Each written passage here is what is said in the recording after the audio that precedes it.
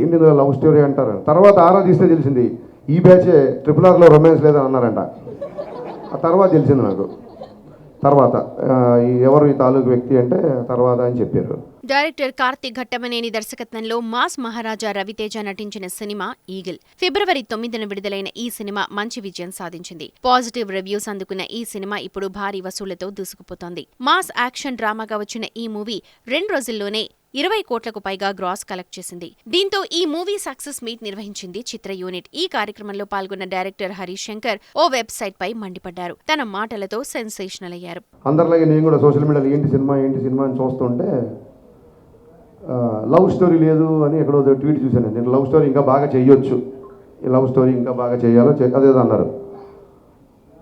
నాకు అనిపించింది ఇప్పుడు ఏమైనా టైటిల్ ఏమైనా ప్రేమ పావురాలు అని పెట్టారా దీనికి? మన లవ్ స్టోరీ ఎక్స్పెక్ట్ చేయడానికి ప్రేమ పావురాలు, ప్రేమ పంజరం, ప్రేమాలు ఏమైనా పెట్టామా టైటిల్?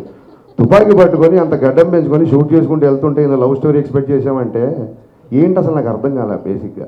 ఓ డైరెక్టర్ 4 ఏళ్లుగా సినిమా తీయట్లేదు, రాత్రంతా తాగుతూ ఉన్నాడు, గతంలో పవన్ కళ్యాణ్తో బ్లాక్ బస్టర్ తీశాడు అంటూ రాస్తారు. ఫోటో వేయరు, ఏదో షాడో ఫోటో వేస్తారు. అది ఇంకెవరు, నేనే. నా ఫోటో పేరు రాసే ధైర్యం లేదు.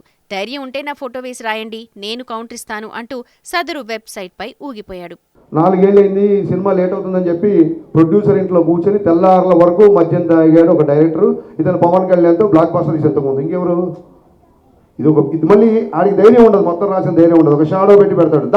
దమ్ముంటే నా ఫోటో వేసి హరీష్ శంకర్ తెల్లార్లు తాగడానికి రాయి, దాని తర్వాత నేను కౌంటర్ వేస్తాను. నువ్వు నాకు ఏమైనా ఐస్ వేసావా? నాకు పెగ్గ కలిపావా? ఎలా పెగ్గ బట్టరా అంటే నువ్వు పెగ్గ తీసుకొచ్చావా? ఏంట్రా నీ సోర్సు? పోనీ ధైర్యంగా ఫోటో వేసి రాయడం ఒక చిన్న షాడో. హౌ లాంగ్ అండి? How long we should take all this non sense? How long we should take all this non sense? I'm asking. ఏంటి ప్రోగ్రెస్ రిపోర్టా? మా నాన్నలాగా మీరు నా స్కూల్లో ఫీజు కట్టారా? నేను ఏం చేస్తాను నీకు చూపించుకోవడానికి? 4 సంవత్సరాలు కుదరకపోతే నా 5 ఏళ్ళు కుదరదు. ఏంటి మీ ప్రాబ్లం ఏంటి? మీ ఇంటికి వచ్చి అడుగుతున్నానా? నా రెంట్ కట్టండి అన్నా, ఇంకోటి చేయండి అన్నా. సినీ పరిశ్రమ అంటే కేవలం హీరో, దర్శక నిర్మాతలు మాత్రమే కాదు, సినీ జర్నలిస్టులు కూడా పరిశ్రమలో ఒక భాగమే అన్నాడు. మనం కొట్టుకుని తిట్టుకుని వేరే వాళ్ల ముందు తక్కువ అవ్వడం ఎందుకు? క్రిటిసైజ్ కు, ట్రోలింగ్ కు తేడా తెలియకుండా పోతోంది అంటూ షాకింగ్ కామెంట్స్ చేశాడు. సినిమా ఇండస్ట్రీ అంటే సినీ నిర్మాతలు, సినీ దర్శకులు, సినీ నటులు, సినీ జర్నలిస్టులు కూడా మనం అందరం ఒక ఇండస్ట్రీ. క్రిటిసిజంకి, ట్రోలింగ్కి తేడా తెలియకుండా పోతుంది. విమర్శ వేరు, ఎద్దేవా ఎగతాళి వేరు. మనం ఒకే జట్టుగా ఉన్నాం, మీరు ఆ గట్టు మీద, మేమీ గట్టు మీద లేము, అందరం కలిస్తేనే సినిమా పరిశ్రమ అంటూ మాట్లాడాడు. కాదు కూడదు, ఇలాగే నెగటివ్ రివ్యూస్ రాస్తాం, మీ సినిమాలు వస్తాయి కదా, మీ సంగతి చూస్తాం అనుకుంటే మీ అభిమాన హీరో చెప్పిన డైలాగ్ గుర్తుంది కదా అంటూ నా వెంట్రుకతో సమానం అనేలా సైన్ చేసి చూపించాడు. తన మాటలతో మరోసారి అంతటా హాట్ టాపిక్ అవుతున్నాడు. మీరు మా మీద రాళ్ళు, మేము మీద రాళ్ళు వేసుకోవడానికి మీరు ఆ గట్టున, మేము ఈ గట్టున లేవు. సినీ జర్నలిస్టులు అంటే part of industry. Please don't ever forget that. రేపు మీ సినిమాలు వస్తాయి, రాస్తారు, అది ఇది అంటారేమో. పర్టికులర్గా మళ్ళీ గుమ్మడికి వెళ్తాం కానీ అందరు భుజాలు అనుకోకండి. పర్టికులర్గా సదరు వెబ్సైట్కి చెప్తున్నా, మీరు ఏమన్నా రాసుకోండి. ఎందుకంటే ఈ ట్రోలింగ్లు మీకు కొత్తనేమో. సినిమా పుట్టాక వెబ్సైట్లు పుట్టాక సినిమాలు పుట్టాకే వెబ్సైట్లు పుట్టాయి. మేము ఇంట్లో నుంచి బయలుదేరి వచ్చే ముందు డైరెక్షన్ చేద్దాం ఉన్నప్పుడు ఫస్ట్ ట్రోలింగ్ స్టార్ట్ చేసింది మా అమ్మ, మా నాన్న.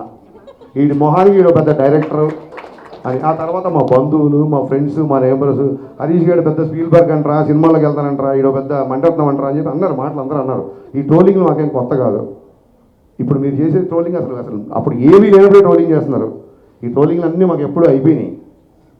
ఎందుకు ఫర్దర్గా కూడా మేము తీసుకుంటామంటే, నేనే కాదు, హీరో అవ్వచ్చు, హీరోయిన్ అవ్వచ్చు, అసిస్టెంట్ డైరెక్టర్ అవ్వచ్చు, మ్యూజిక్ డైరెక్టర్ అవ్వచ్చు, అన్నిటికీ తెగించే ఇక్కడికి వచ్చాము. Just I want make it remind.